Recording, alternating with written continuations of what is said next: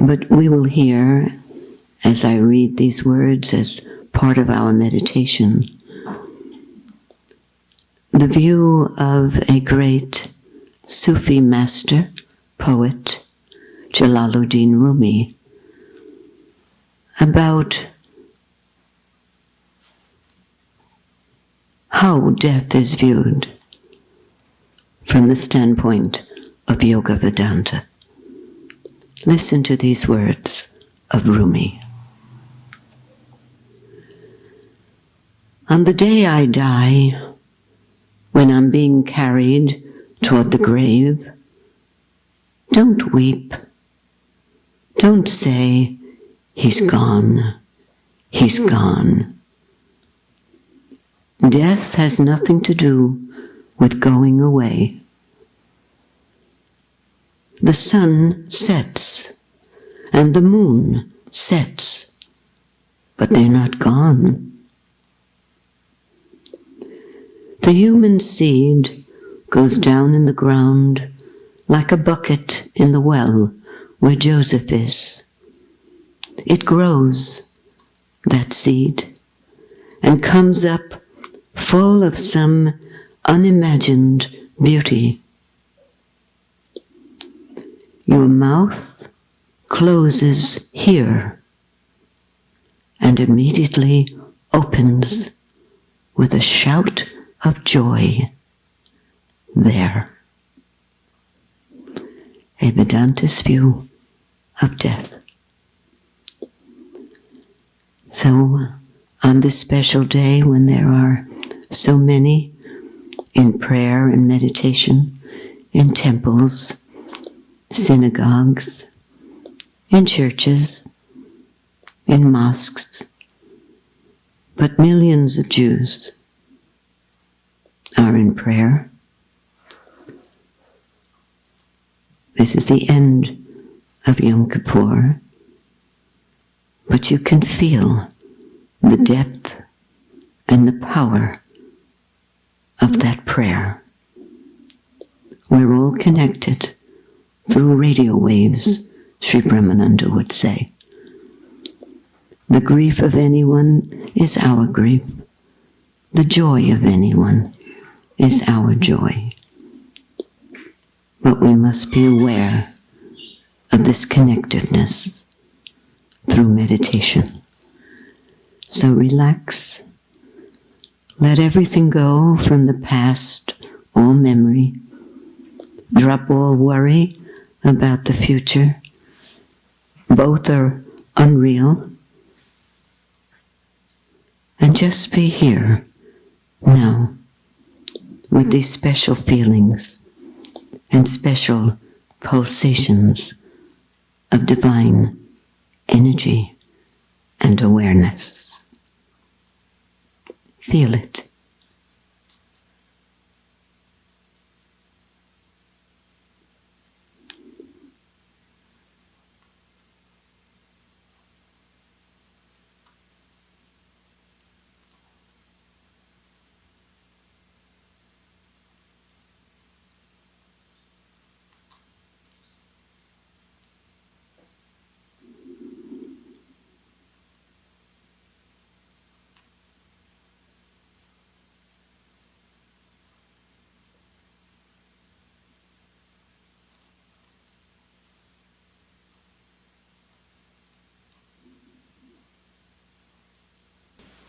When I was reading the poems that Rumi wrote, and he said this, he said, "We are here to be a forgiveness door." If you didn't know why you were born, he's telling you, we are here to be a forgiveness door, a door of forgiveness, through which freedom comes. I weep, this is Rumi speaking, I weep when I ask that that door not be shut. Forgiveness loves to flow. Songs that come in grief release a great praising through the chest. An arrow flies from the bow, and the bow trembles and sobs. I read those words, and one of the very first incidents of my meeting with Sri Brahmananda came back to my old memory bank.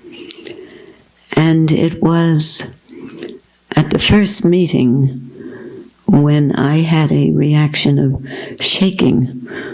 The first time I was alone with him, I had been to his programs and tried to stay back a little because his power was so obvious, and he had incredible charm and charisma, but it was his power that scared me. I thought if I got too close, he'd really swallow me, consume me. So I stayed back. I didn't want to get too close. But I had to drive one of his students from India to immigration offices. And so it happened that I came face to face with him. And the meeting was so traumatic, and nothing had been said. He just tapped me on the shoulder and said, "How's your son?" And I began to shake, and he began to shake. And he said, "It's nothing. We're just meeting again after a long time." And I didn't realize it until years later when I put that in my journal. And I reread it, and I said, "Meeting again after a long time." And I had never met him in this lifetime before 1963. So what does that mean? Those two statements. One statement that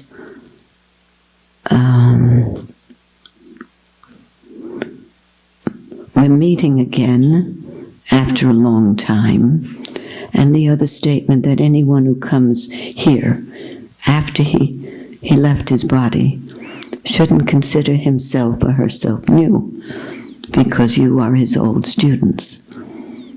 Old students, those who came back after he left his body. You were drawn back to the formless form. What does that mean, really? In very simple, down-to-earth language, it means that he's always been with us in different forms. There are different forms of gurus who existed long ago. Shankaracharya, Buddha, the great sages whom we've never met. But any time we've been drawn to any holy person, it's because we know that magnetic feeling and we can't resist it. Many people who come week after week or month after month or year after year, when they have the time and the money, inclination, many of them told the story that they don't even know what brought them here. And they don't know what it is that keeps them coming back. It's just they can't stay away. My friend Mercedes, I didn't expect her to be here. I said, "Hello, what are you doing here?" She said, "I don't know. I just needed to come. I came today." The feeling came, I have to come today. And you came for a short visit, right, Tom? And you just told me you're going to stay a couple of months. You don't know why. You think you know why. You do not know why. Now I don't know why. That's right. I'm supposed to give you answers. I give you more questions. But I'll answer that question. He's not ready for you to go away yet. It's a magnetic pull that we feel. A lot of people who live here, a number of people, are old-timers, came only for a weekend. Rube Verma came only for a weekend. He's the head of a music school. He just had a feeling within him that he had to keep returning. So, on the other side of that question, if the Guru has always been present for us in different forms, how could he go away? You know, he'll just return in another form. He can't be gone. Jeevani, am I right? Can't be gone. It's not going to be gone. That's not Jivani.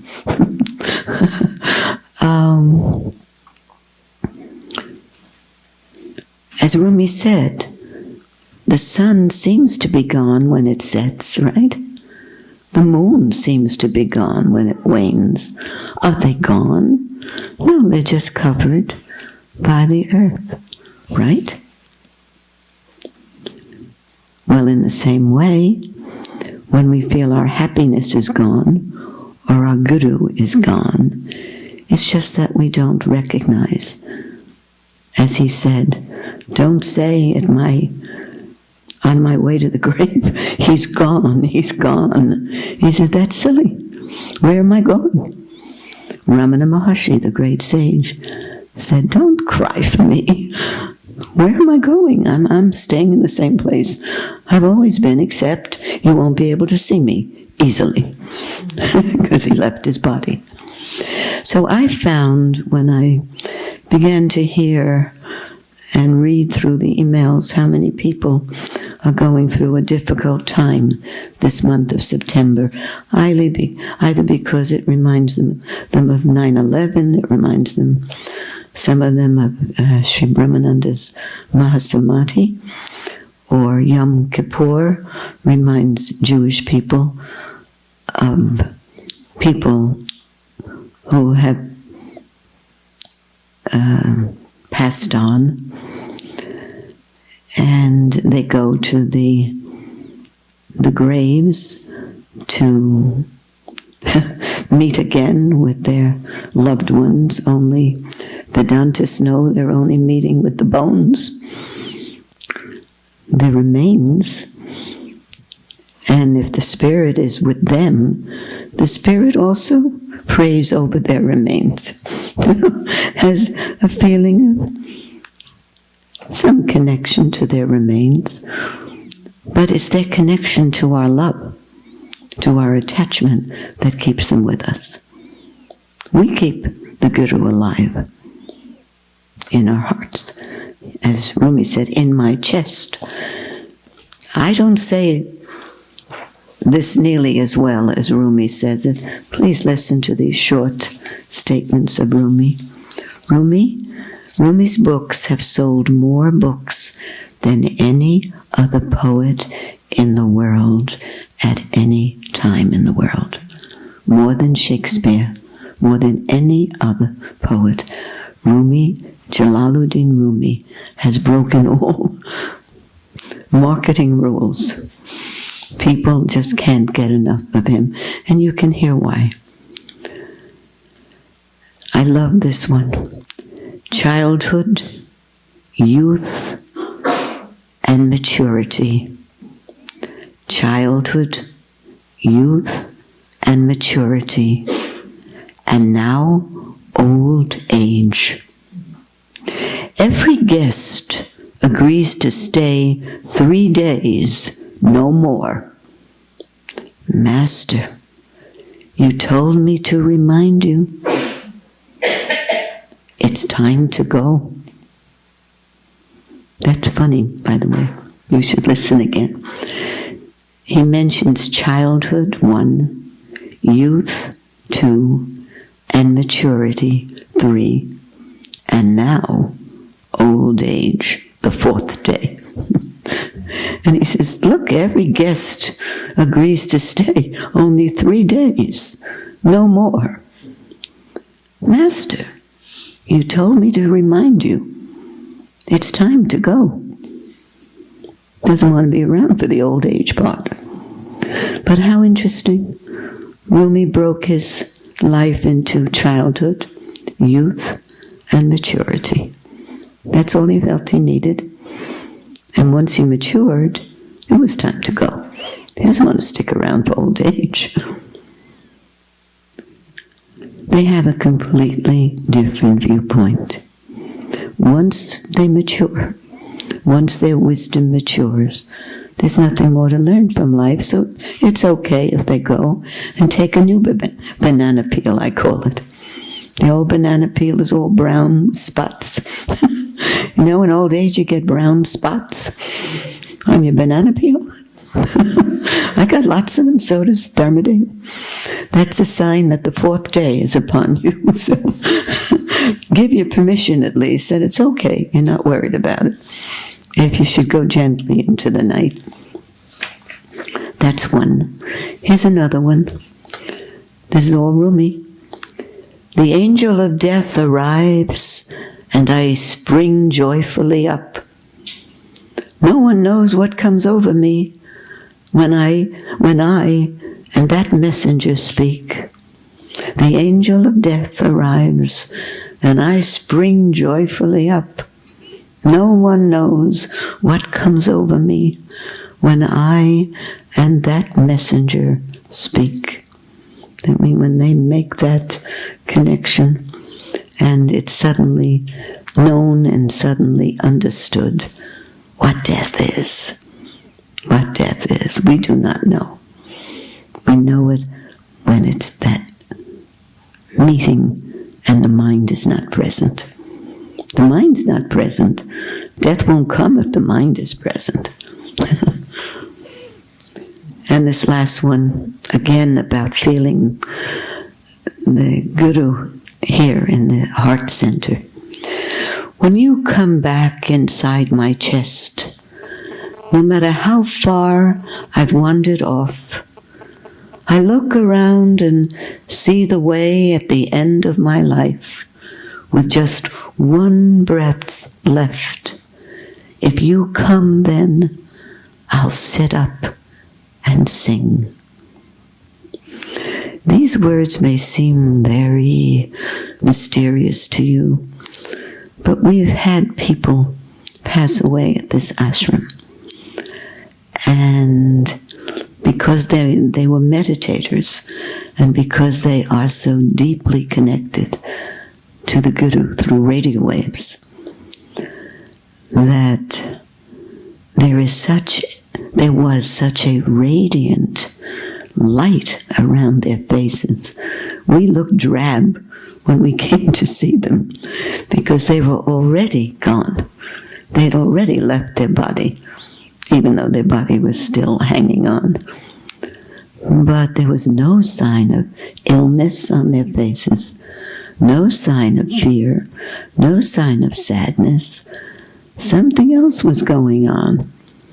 And we said to Jack Adams, one of our beloved friends, "What's happening, Jack?" He said, "I don't know, but I wish you knew. I wish you were where I am. It's wonderful. It's wonderful. The Guru's here." And his eyes were all shining and bright. He had had a brush with death a year earlier, and he was given 3 weeks to live, and the Guru brought him around. He lived another year very well, very vitally. But that first brush with death, he was very angry, very frightened, but mostly furious, because he was very young, in his 50s. But by the time that year went by, he was ready. And that's part of what I'll be reading from Gurji's excerpt. I have these from Rumi. I have one excerpt from Atma Bodha, self-analysis and self-knowledge. Gurji's translation of Atma Bodha. But in it, Gurji speaks about the necessity to be open to bliss. That word tantalizes me, because from the very beginning, in the 1960s, our Guru promised us bliss. And we said, come on. No. The ashram is called Ananda Ashram. Right? Ananda means what? Bliss. Why would he let the ashram be called that if it weren't going to make good on its promise? That it be a house of bliss for you. A house of bliss. The house was the embodiment of our Guru. This is his home. Anytime anybody violates this property or this mission, they're violating the Guru. They have to be reminded of that. We have to live by His standards, His principles. Otherwise we wouldn't have any bliss. That was His threat. You have to live with love unconditionally. You cannot create divisions at this ashram. Otherwise you'll never have any bliss. And the ones working towards unity, they'll get it all. And we wondered, is he the greatest politician in the world? Is he the greatest businessman in the world? That he's kind of making a deal with us? That once we learn what it is to live with compassion for all, allowing others their own self-respect and dignity at this ashram and in the world, he said there's a great reward awaiting us. Bliss. That word, what does it do to you? I know what it does to me. Bliss and ecstasy. He liked to throw that one out too. Ecstasy. Wonderful ecstasy. But you have to live like yogis. You have to live a meditative life.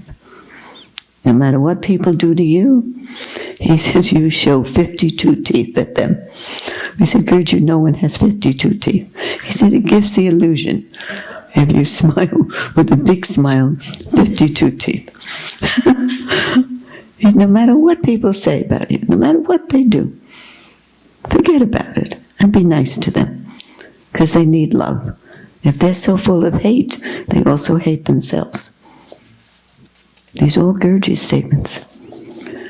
All right. When you come back inside my chest, that's the heart center. By the way, Sarat, do I need a microphone? No. You did magic? You did a little simpler. Oh. Oh. It's working? As long as simpler means it's working, not that it's not recording. Because I have a feeling, since the words are so powerful tonight in all three readings, that this should be something preserved. It'll be preserved much longer than I'm preserved. When you come back inside my chest, no matter how far I've wandered off, I look around and see the way. At the end of my life, with just one breath left, if you come then, I'll sit up and sing. That's how Jack Adams looked.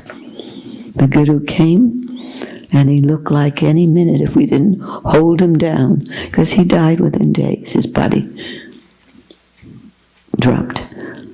But I have never forgotten his face. He's the man who introduced me to Sri Brahmananda, my very close friend. And I think of him with joy, because I want to look like that when it's 3 days away from my passing.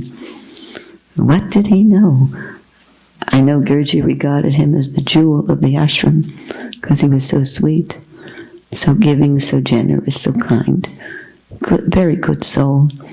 And he had a very sweet passing, and he told us, the Guru's here. I know you can't see him, I can see him.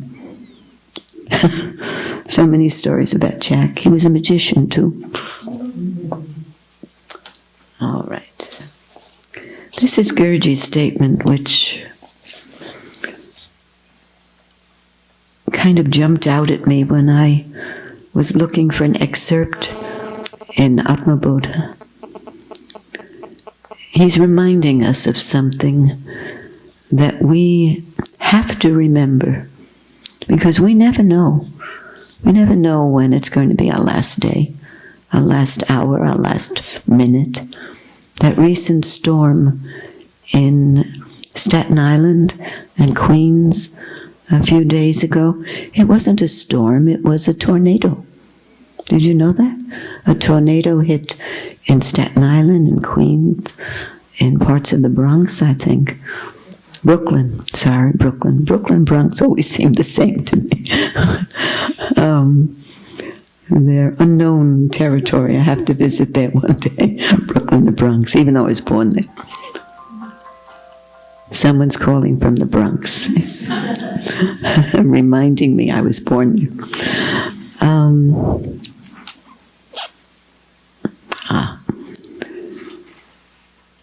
when the people were interviewed who had gone through, had been involved in that tornado, they said they never dreamt anything like that could happen on Staten Island. On a little tree-laden street, every tree is down. Some have fallen on roofs and on cars, and it's devastation there. They're trying to bring their lives back to normal. But it happened in Haiti, it happened in Chile, happened Mexico. Mother Nature strikes.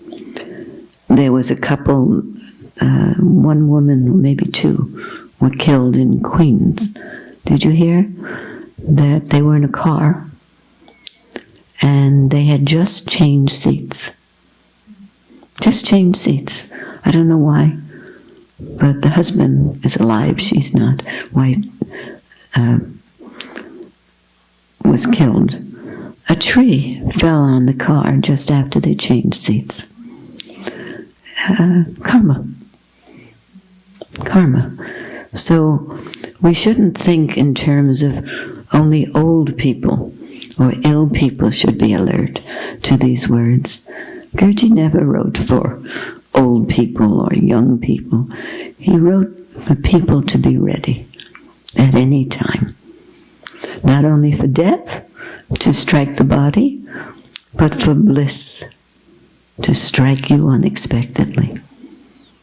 That's how it comes. Gurdjieff wrote this, Atma Bodha, self-analysis and self-knowledge. Atma Bodha is a work of Sri Shankaracharya, and this translation, self-analysis and self-knowledge, I believe is in the gift shop, and it's one of the great classics, great translations and commentary by Sri Brahmananda. 2 little paragraphs, but if you had nothing left but these 2 paragraphs on a deserted island, these words would be enough to take you to complete freedom and enlightenment. He says, Sri Brahmananda, there's a constant rain of nectar, but our mind, preoccupied with thoughts such as love, hatred, fascination, other temporal attractions, our mind has no time to go in and taste the bliss of that nectar. If the mind is upside down, it will not be filled with the rain of nectar, just as an upside-down jar will collect no water, although it's raining heavily. You can see the image. The jar is turned upside down, and the rain is falling, and it's not possible to gather the water, the rainwater, even though it's raining heavily. And Gurdjieff probably heard this somewhere, but it's used so well here. The mind is like a parachute. It works when it is open. When it is open to truth, the mind is filled with the nectar of supreme energy. Before I turn to you and ask, well, I'll read it again because 2 paragraphs, once I read them, when did I read those? Last night. I said, that's what I need to read. Because it's so sweet. The words are so sweet. But to me, it came like a thunder blast of warning. That word, open to truth.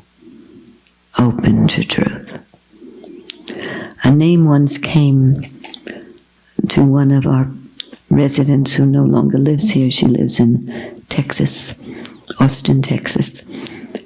And when she asked for a name, she felt ready to change her name. The name Sumiki came. Sumiki.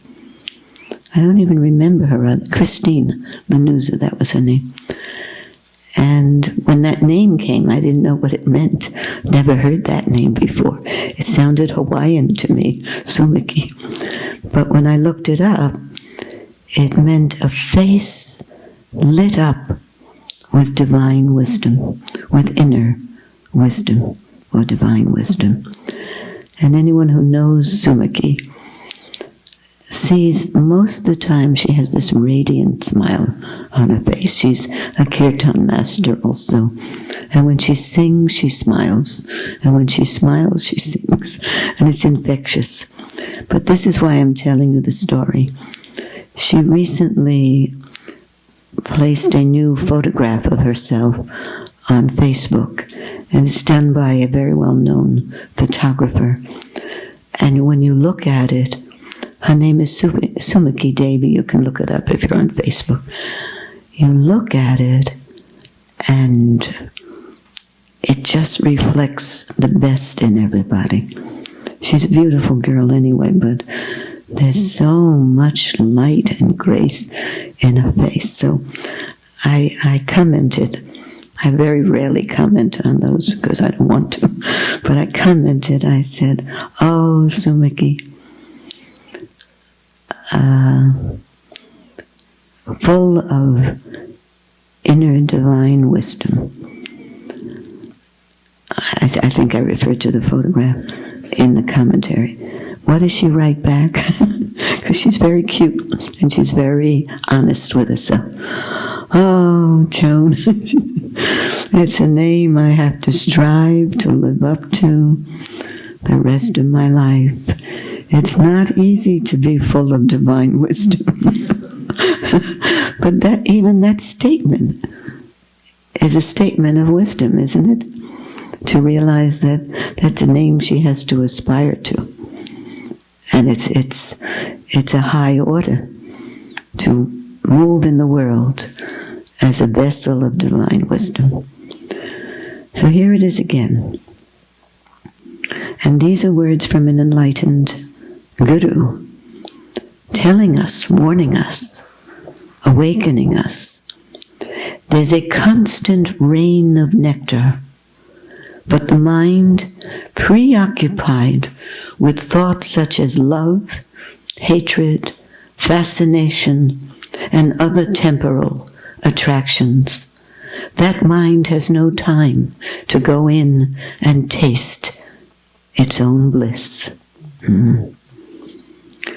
If the mind is upside down, what does that mean?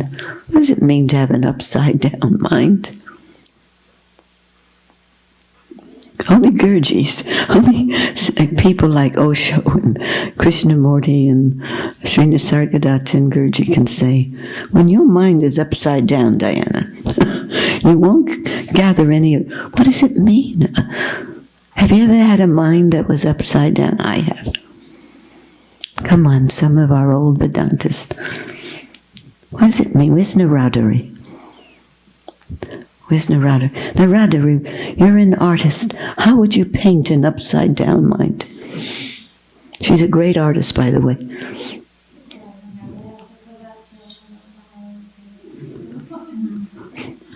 I don't know what you said, but it sounds like I don't know. You don't know yet, but you will. Maybe after tonight. I have felt sometimes that my mind was upside down. To me, that means not open. It means closed, negative. Like everything is down. Can you feel that? Like your mind is turned down. Seeing only negative, only the relative. Not open to the unknown. That's how it feels. Like everything is upside down. And there's a verse about the cosmic tree, which is ourselves, that has its roots in the sky and its branches down below. So our roots are really in the unknown, in the sky, our origin, where we get our energy and our power, from the roots in the infinite. But the branches are the recipients of that, provided we keep our tree upside in the right way, with the roots up and the branches down. So when my mind feels upside down, I don't know exactly what Gurji means, but I know the feeling. When my mind is not open, not exposed to the infinite, not having its roots, my mind should have its roots in the infinite, in the blue sky. Then it feels like there's no opportunity at all to take in the bliss that is ever present, a constant rain of nectar. Nectar is what? Sour or sweet? Sweet. Honey, nectar.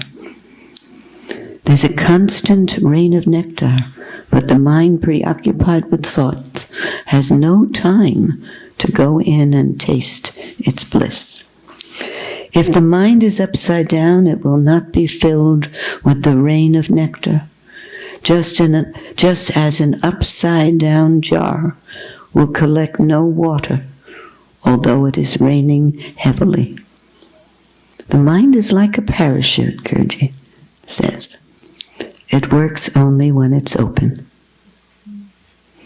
When it's open to truth, the mind is filled with the nectar of supreme energy. Sometimes people say those readings were wonderful. We used to say it. Dharmadev and I would go home in the 60s and we said, weren't Gurji's talks wonderful? And then there'd be a long pause and one of us would say, do you remember anything he said? We never remembered anything because we were just happy to be there. Sometimes we come with someone who's falling asleep and we try to wake that person up so that he'll hear about the bliss. That's like waking up a person who's asleep in a hospital to give them a sleeping pill. That person's already in what we call yoga nidra, the sleep of the body, but the bliss is being absorbed. No need to have the body awake, the mind awake. It's enough to be in that atmosphere. So are there any questions about this statement at all? It's very important. I was about to say that people hear these lofty words, but they don't know how to be open to truth. How do you do that? How do you live so that you're always collecting the rain of nectar, so that you don't need anything, you don't need anyone other than your own ability to absorb what's all around you in love and compassion and protection and sweetness. That's what the gurus are supplying us with, all the gurus. Remember, there's a clue in here. He said there's rain all around us, but we're preoccupied with thinking, with thoughts. And at the end it says, if you're open to truth, the mind is filled with the sweetness, the nectar of supreme energy. That's energy and power, control. Where's Iris? Control. We have control over any happiness and bliss we want. No one can take that away. It surrounds us all the time. But we're busy all the time with thoughts of what's missing in my life, what I had once, what I want again, what I never had, what I want now. All the should-bes. When in truth we have everything. In truth we are everything. So the only thing we can do, and it's very practical, we have to go through self-inquiry, but not when everything's wonderful and we're in a wonderful state, but when we're not. When we're bereft of energy, we have no energy, and we're young, we're vital, we're strong. At the end of the day, we have no energy. And then we come to gurus full of energy. And they were up all night, and Gurji was up all night operating as a neurosurgeon. And then the next day they said, could you come in again? We have 2 bad cases. Without any sleep, he was back again. He was the only surgeon, brain surgeon, he said, at Bellevue, who was on call 24 hours. Because he didn't really sleep. He let the body sleep, but if the phone rang, he was the only one who walked over to Bellevue. He was only about 2 blocks from Bellevue, but he was a fountain of energy, unending energy and love for other human beings. So go the opposite. So take a deep breath. And now as you breathe out, release all the language, all the words. This will only be 60 seconds. So feel yourself letting go and opening up to this now. Feeling it, perceiving it, imbibing it.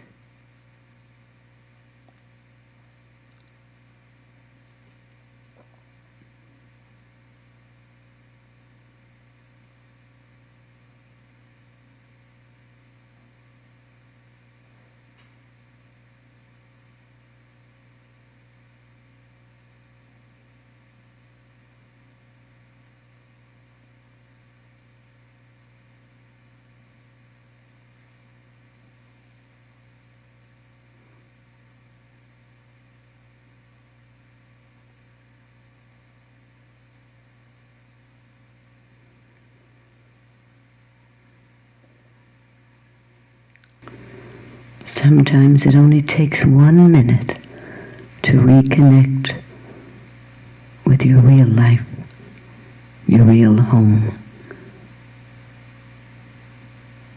I am that I am.